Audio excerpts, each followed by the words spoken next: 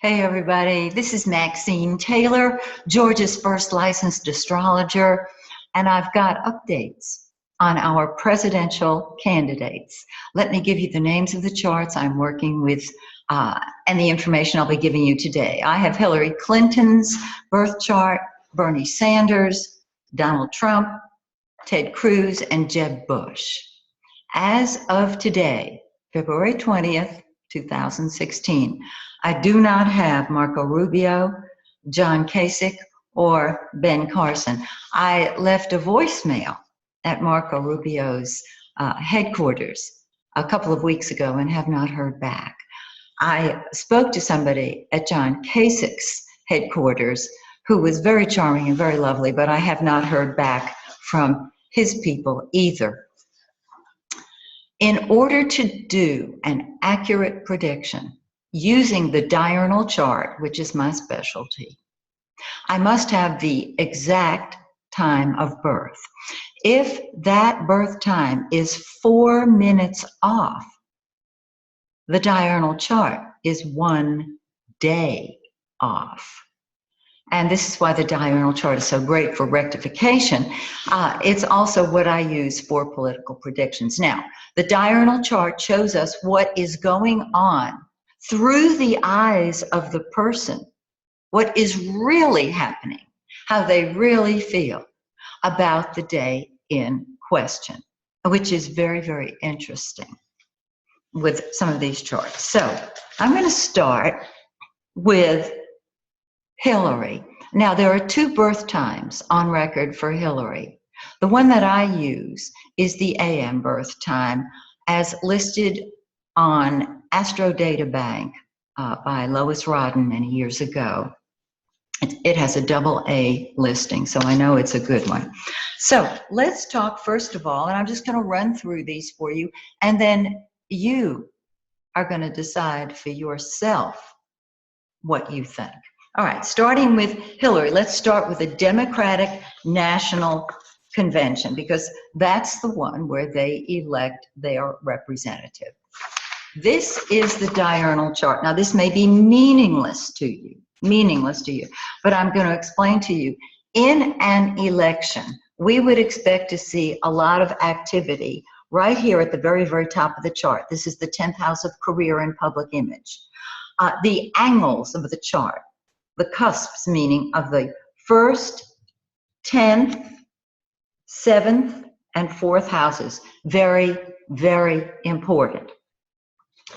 This is not the chart for the beginning of the Democratic National Convention. It is the chart for the last day, Hillary's chart for the last day, because if I remember correctly, it's on the last day that the candidate, the elected representative, is announced. Well, her progressed vertex is on the 12th cusp. That does not necessarily say anything about the election. We're looking for something public, and we have it up here. Her progressed Uranus on Thursday is right at the midheaven, right at the top of the chart. Uranus is the planet of the unexpected. It is rebellious. It is unexpected, as I said. It is the awakener, and it is the rebel. And so this tells me that she has a very important placement, whether or not Bernie Sanders, who is the other candidate, Democratic candidate, can top that. We'll see in a moment. Okay, I'm going to finish with Hillary first and then move on to Bernie. So we've got this looking pretty good. Let's look at the presidential election for Hillary. What we want is 10th house, top of the chart, if possible. There's always going to be first house activity because naturally this is a personal victory for the candidate. Even if they lose, they're still focused on themselves, and the first house is me. It's the individual. So here is Hillary's chart, not for the day of the election necessarily, but the day after. I'm looking again. We're looking for 10th house, there's nothing up there. First house, 4th house, or 7th. Well, what we see is that on Wednesday, I hope this is centered, I'm peering out from behind it. On Wednesday, transiting Saturn and progressed Jupiter are on her natal ascendant. Saturn is the planet of reality. Jupiter is the planet of abundance. Saturn is very serious, it's responsibility, and Jupiter is joy. Now, again, I don't see any 10th house activity, because I would think that when you run for the office of commander-in-chief, you would have 10th house activity. However, the angular activity the day after can simply indicate that she is Saturn taking stock of what's going on in her life, and is, with Saturn and Jupiter, there's a balance, there's wisdom involved. There's, well, okay, this is what happened and this is so. It could very easily be that she takes on the responsibility of president, and it is a personal victory. Now, transiting Mercury on the 12th and the South Node on the 12th and the North Node on the 6th have nothing to do with the victory. The victory shows up on the angles. Okay, the last chart, just because, oops, that's presidential election. Okay, presidential inauguration. When I predicted that President Obama would be reelected, he had karmic indicators, the nodes, on all 4 angles, 1, 4, 7, and 10. And Mitt Romney had nothing triggered in his chart. So it was a no-brainer. Looking at Hillary's chart for the inauguration, the day of the inauguration, January 20th, 2017, there is nothing angular. She has transiting Mercury on her 11th cusp and natal Mercury on her 9th cusp. I believe that if she were being inaugurated into the highest position in our land, there would be angular activity. And so because there is not, I'm going to say that it doesn't appear that she is inaugurated as our president. I do have her chart for 8 p.m., which is the second birth chart that comes up, but there's nothing indicated for the president, nothing for the presidential election, and nothing indicated for the inauguration. So I'm sticking with the 8:02 a.m. chart. Now, let's look at Bernie Sanders. I'll grab these charts real quick. Okay. The Democratic National Convention. What is so interesting is that Bernie has his natal Venus on the diurnal ascendant on Thursday. Remember, I'm only looking at Thursday because you can come in there to the conference, to the convention, really looking good, but it's the last day when things really happen.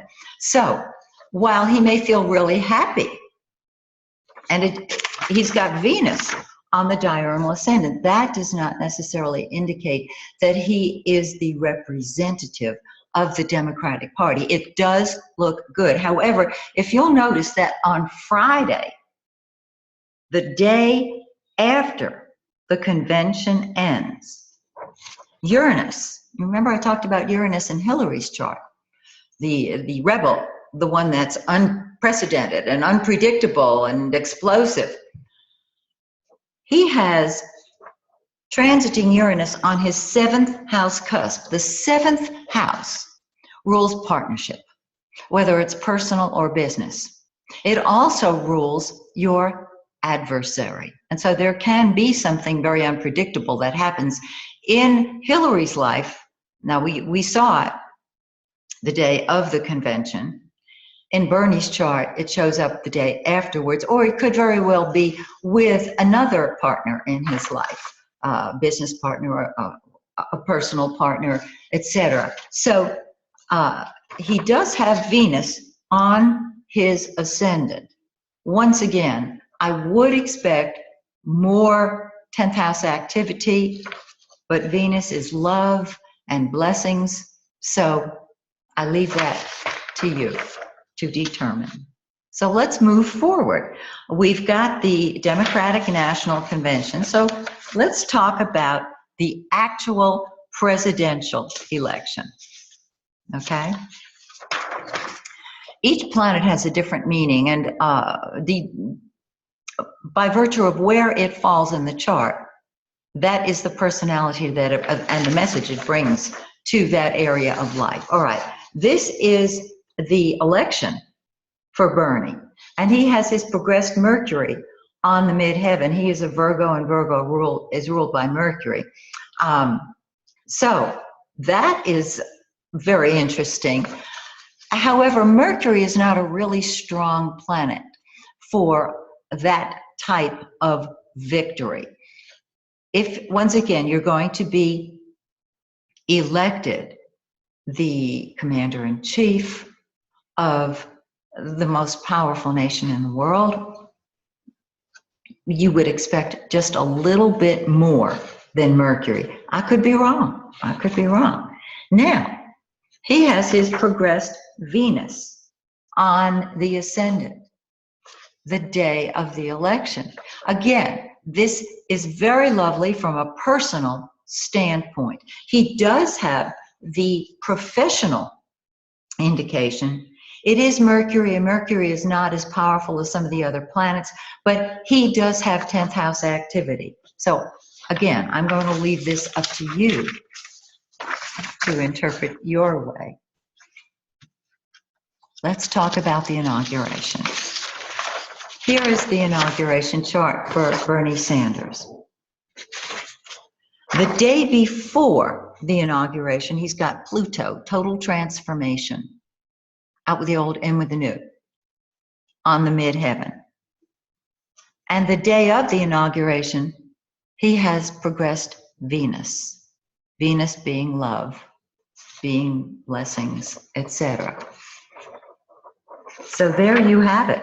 The progressed vertex and the natal sun are on the 6th house. 6th house is work, health, and service, and that would not necessarily show up the day you were elected inaugurated as president. Now keep in mind that these candidates have a life outside of politics.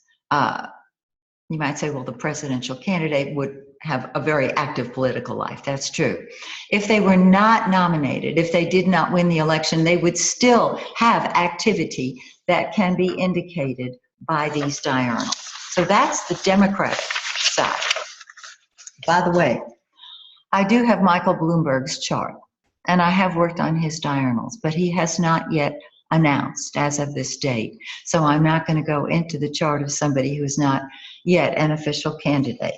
Well, we know that Donald Trump is, and I talked about Donald's charts on a prior video that I did. I'm going to repeat it here so that we get more of a picture of what's going on. All right? Okay. Well, let's see.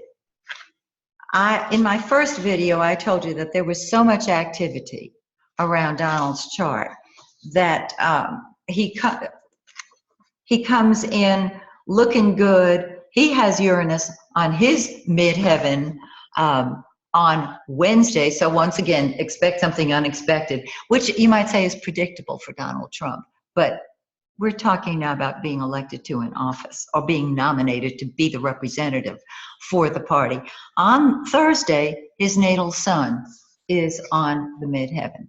The sun, the giver of life, the center of our universe, when it's on the midheaven, does indicate that he will be the representative of the Republican Party. There it is all by itself. Okay.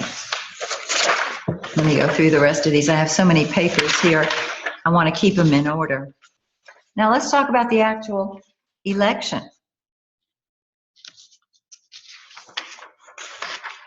On the day of the election,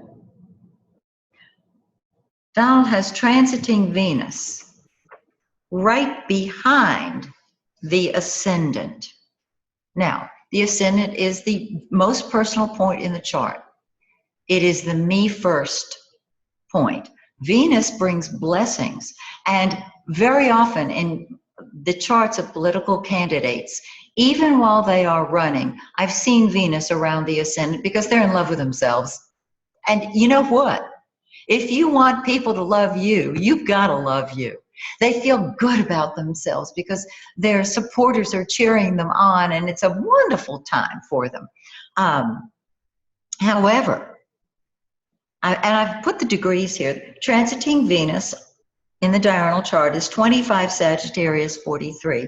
The diurnal ascendant is 26 Sagittarius 13. It is within 1 degree. You have to have the planet right smack dab on the cusp. That means within a degree. This is a personal victory, a personal day for him of joy and happiness.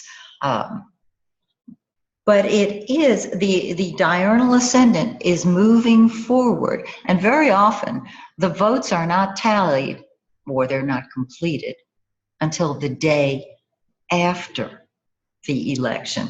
So with transiting Venus hidden behind his ascendant on the diurnal chart, and the diurnal ascendant is moving forward as is Venus, it stays back there. So it's questionable, is what I'm saying.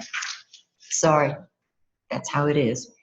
So let's look at the inauguration, all right? This is the one I talked about before, and I've left it as is.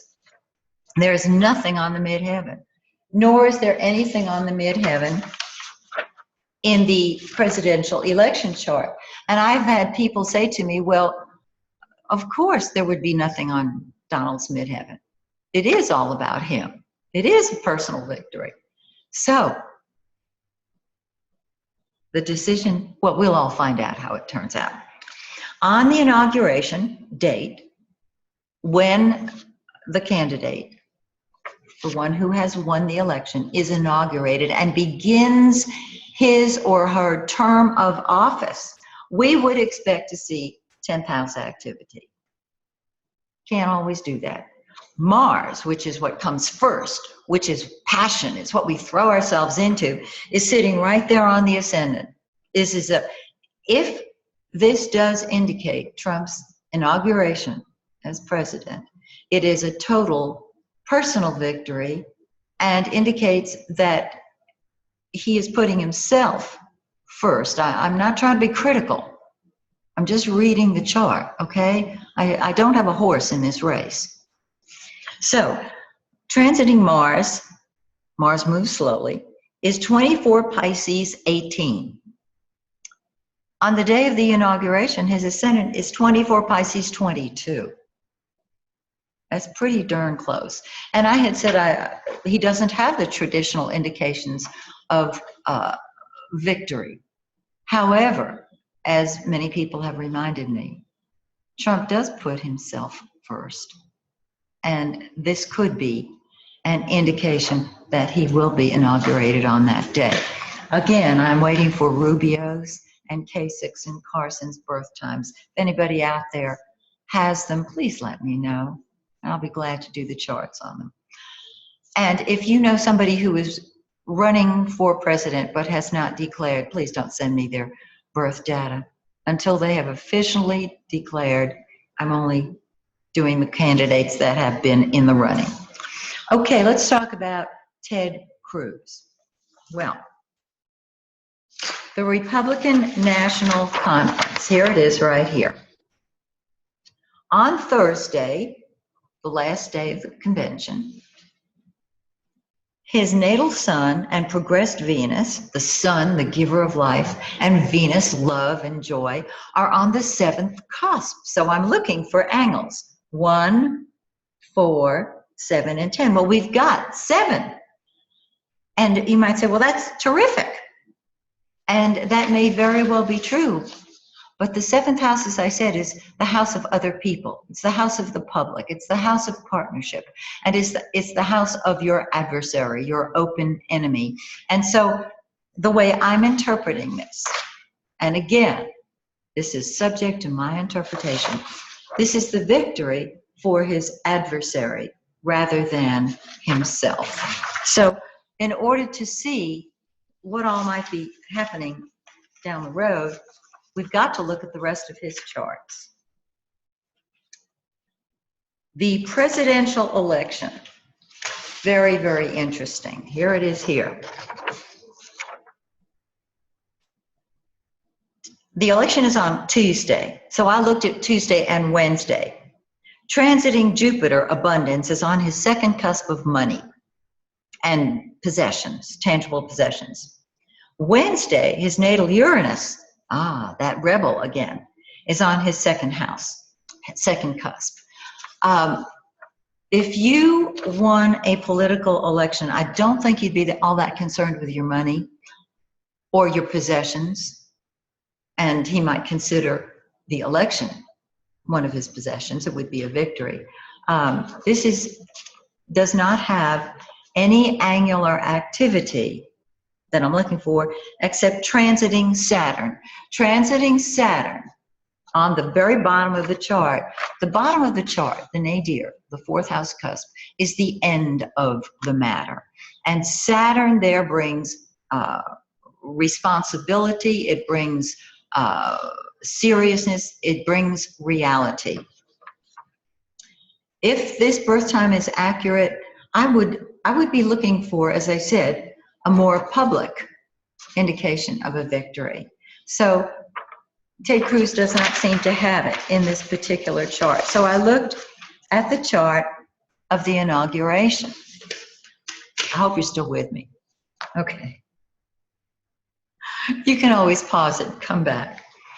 Here it is. There is no angular activity. Remember, even if he wins the presidency or if he doesn't win the presidency, his life still goes on and his diurnal is reflecting it. I'm looking for one thing in this diurnal. He has lots going on. His natal sun is right on his second cusp on Saturday. So there's money, there's tangible assets. This is the day after the inauguration. His natal Uranus and his progressed Uranus, rebellion, busting loose, are both on his 11th house of groups and friends. So there can be a time between the groups and the money. And his progressed ascendant, the ascendant is the most personal point in the chart, on the 12th house of sorrow and sadness and behind the scenes activities. And I'm not trying to be negative, but in a mundane chart such as this, we go back to the traditional interpretations, which is pulling back, retreating, working behind the scenes, and can involve sorrow and sadness. So this does not indicate a victory for him as president. Lastly, excuse me, Jeb Bush. Okay. The Republican National Convention, looking at Thursday. Okay. This is how his chart looks. On Thursday, we do have angular activity. Nothing up here at the top where the career, I'm trying to simplify this. For those of you who study astrology, you know, we can talk about the MC and the IC, and we can talk about the nodes and the karma involved. I'm trying to keep this very, very simple because many of the people, perhaps most of the people watching these videos, do not understand astrology, and I want to keep it as simple as I can. So if you have technical questions, please contact me. My website is MaxineTaylor.com. I'll be glad to give you the actual, I'll send you the chart, the diurnal, okay? So, take Jeb Bush on Thursday, the transiting south node, which is traditionally indicating a loss, a personal loss, is sitting on the ascendant. And the transiting north node is on the 7th cusp of the adversary. So it looks like the other person gets the nod from the Republican Party. On Friday, now this is the day after the convention, his natal midheaven, which is the top of your chart, your public image, your career, is down at the very, very bottom of the chart, the end of matter, fourth house. And so there is the ending to his public image at that time. That sounds very harsh when I say it. And I want everybody, whether you're a candidate or whether you're working for a candidate or whether you're rooting for a candidate, to know that my heart goes out to those candidates who have put so much time and effort and money, blood, sweat, and tears into their campaigns. When I give my predictions, they're very black and white. They're very matter of fact. And if I were sitting with the candidate personally, I would present it to them in a way that hopefully it would be softer and easier to accept. So I want those of you who are involved in one shape or another with a candidate who does not wind up as president to know that the information I'm giving is really very cut and dry on the video, but that I respect, and my heart goes out to those who simply have not been chosen to the highest office in the land. Okay, so we've got that taken care of. Now, I still want to go on, because even though based on this diurnal, Jeb would not be on the ballot, I just wanted to see what the diurnal showed for that day, because after all, it's very difficult to lose and you've got to go on with life. Well,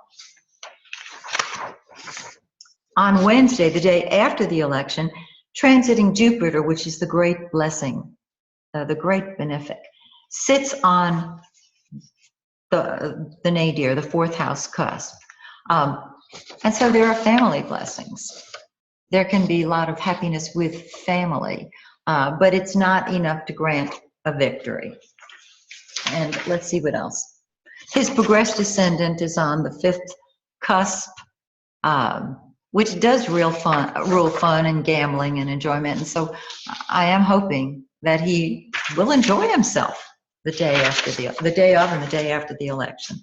And so I also did the inaugural chart for Jeb Bush. Nothing angular, but look at that second cusp.